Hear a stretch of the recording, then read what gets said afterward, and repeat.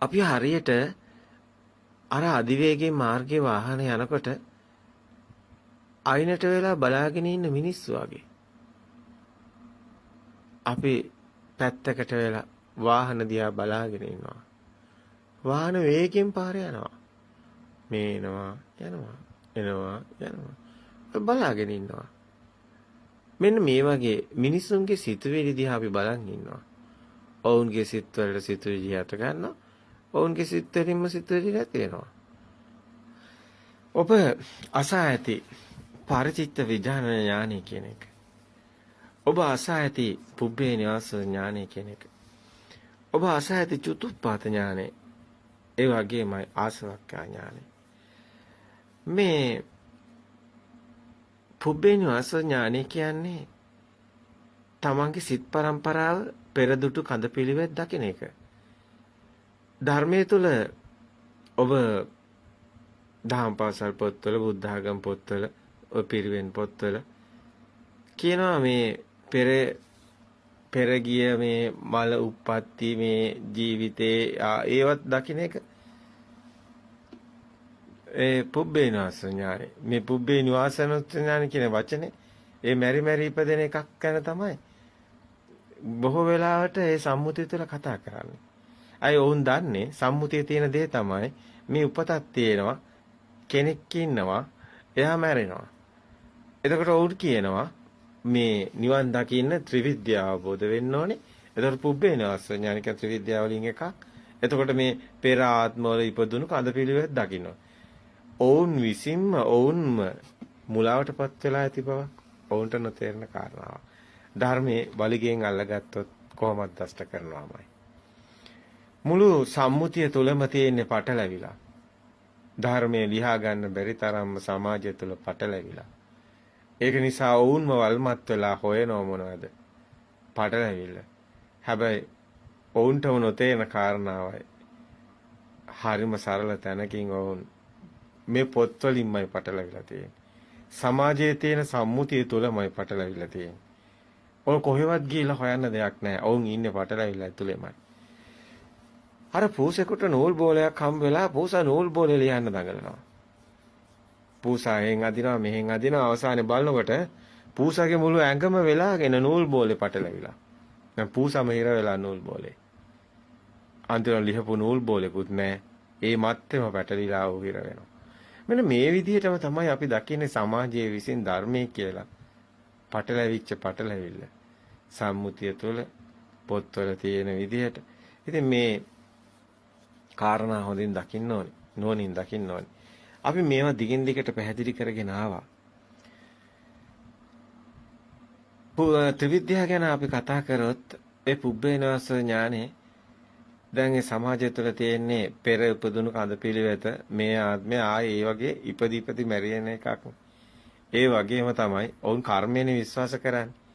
ඒක නිසාම ගොඩක් වෙලාවට පෘථග්ජන මනුස්සයාගේ ස්වභාවය තමයි මොග පුරුෂයන් කියලා බුදුන් වහන්සේ දේශනා කරන්නේ මේවා ඉතින් ගොඩක් අයට තේරෙන්නේ නැහැ. පෘථග්ජන මනුස්සයාගේ ස්වභාවය තමයි මේ ඉපදෙනවා, මේ ජීවත් වෙනවා, මේ මැරෙනවා. පෘථග්ජන මනුස්සයා සසරක් ගැන හිතනවා. එයා හිතනවා මේ හොඳ දේවල් කළා හොඳ තැනක ඉපදෙනවා, නරක දේවල් කළොත් නරක තැනක ඉපදෙන එක තමයි කර්මඵලය. ඒක තුල තමයි පෘථග්ජන ජීවිතේ තියෙන්නේ සසරත් එක්ක. හැබැයි නිවන කියන එක ඒක නෙමෙයි. එතන නෑ නිවන. නිවන් මගත් එතන නෑ. ඒක සම්පූර්ණයෙන්ම පටිසෝතයි. ඔය රැස් කරන මග තමයි පින් රැස් කරනවා, පව් රැස් කරනවා කියන එක. අනිඤ්ඤාපි කියන්නේ රැස් කිරීමක් තමයි. එතකොට මේ රැස් කරන පිළිවෙත තියෙන්නේ අනුසෝතේ. එතන නිවන් මගක් නෑ. එතන ගැට ගැහිල්ලක් තියෙනවා. ඉතින් මේක දකින්නත් අර net ඇත්තෝම දකිත් කියනවා වගේ මේක දැකීම ලෙසි නෑ. ඉතින් ත්‍රිවිද්‍යාවට ගිය කල තමයි ඔය තියෙන රාමුව තුළ ත්‍රිවිද්‍යාව දැම්ම ඇතුළට. එතකොට මොකද වෙන්නේ? පුබ්බේනස ඥානේ අර සසර යන අයගේ කර්මඵල නිසා සසර යනවා. අන්න දැන් ඒ ඉපදෙන ඒවා දකින්න එකේ කියලා හිතාගෙන ඉන්නවා. ඒ වගේම තමයි පුබ්බේනස ඥාන චුතු උප්පත්ති ඥානෙ. චුතු උප්පත්ති කියන්නේ දැන් මේගොල්ලන් හිතනවා චුතුප්පත්ති ඥානය කියන්නේ මේ මැරෙන ඉපදෙන සිත. චුතිචිත. ඒ චුති මේ ඒ ඉපදෙන සිත දකින ඥානය කියලා. ඒකද චුතුප්පත්ති ඥානය කියන්නේ. චුතුප්පත්ති සිත දකින ඥානයද? හැබැයි වචනේ හරි. ඔය අර්ථයේ හිතන් ඉන්න දේ වැරදි. සම්මුතිය තුළ පෘථග්ජන භූමිය තුළ කර්මඵලයේ විශ්වාස කරන එතන හිතන් ඉන්න තැන වැරදි. ඒ චුතුප්ප ඥානය කියන්නේ මේ සිත හටගෙන නිරුද්ධ වෙනවා. ඊගාව සිතත් හටගෙන නිරුද්ධ වෙනවා. මේ සිත මේ මොහොතේ මේ සිත හටගත්ත සිත දකිනවා නම් ඒකත් අතීත සංඥා නිසා හටගන්නේ. පෙර නොතිබීම මේ සිත හටගත්තා. හැබැයි ඉතුරු නැතුවම ඒ මොහොතම නිරුද්ධ වෙනවා. හැබැයි ඒ සිතත් වර්තමානයක්වත් පනවන්න බෑ අතීතයෙන් එන්නේ. මේ හට ගන්න සිත එතනම නිරුද්ධ වෙනවා. එතනමයි උපත මරණ දෙකම තියෙන්නේ. උපත මරණ දෙකම මේ මොහොතේ සිතක් හටගත්ත කියන්නේ ඒක බාහිර පොතක් දකින්න එකක් නම් පොත කියන භවයේ හැදෙනවා. එහෙනම් භවයත් එක්කම ජාති ජරා මරණ හැදෙනවා. ඇයි භවයක් තිබුණු තැන පොතක් ඇති වුණා. පොත කියන භවයේ තියෙනවා නම් එතන උපත්තේකුත් තියෙනවා, ඇතිවීමක් තියෙනවා, නැතිවීමක් තියෙනවා. අන්න ඒ පොත අල්ලගත්ත නිසා පොත කියන දෙයට එක්ක ඇලෙනවා එක්ක ගැටෙනවා රාග දේශ මොහ තියෙනවා. දැන් බාහිර පොතක් හම්බුණා ඕනම දෙයක් බාහිරින් හම්බුනොත් එතන සසර එතන ඇත්තටම ගැලවීමක් නැහැ උපාදාන වීමක් තියෙනවා.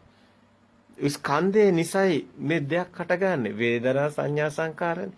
දෙයක් තියෙනවා කියලා කියන්නේ විඥානේ දැන ගැනීමනේ. ඒ කියන්නේ සිත දැන ගැනීම විඥානේ. අපි එතනට එන්නේ වේදනා සංඥා සංකාර ස්කන්ධ නිසා. එහෙනම් ස්කන්ධානම් පාතිභාව ආයතනම් පටිලාභෝ අයං උච්චේ ජාති. ස්කන්ධානම් පාතිභාව ආයතනම් පටිලාභෝ අයං උච්චේ ජාති. මේ ස්කන්ධේ නිසා අස කියන ආයතනය හැදලා පොත කියන જાතිය හැදලා තියෙනවා. අන්න භවයක් හැදුනා. දැන් පොත කියන જાතිය නැති වෙනවා. මේක සත්‍ය දැක්කොත්. සත්‍ය දැක්කොත් බාහිර නෙමෙයි. Tamange හිතේ තියෙන්නේ. පෙර මතකයේ සම්මුති. පොත කියන්නේ. එහෙම එකක් බාහිර නෑ. Taman හදාගත්ත උපාදාය රූපය Taman ඇසුරු කරා. බාහිර තියෙන හැඩතලයකට ගැට ගන්නවා. ඒ ගැට ගැහිම නිසා අපි රැවටෙනවා විජානාති.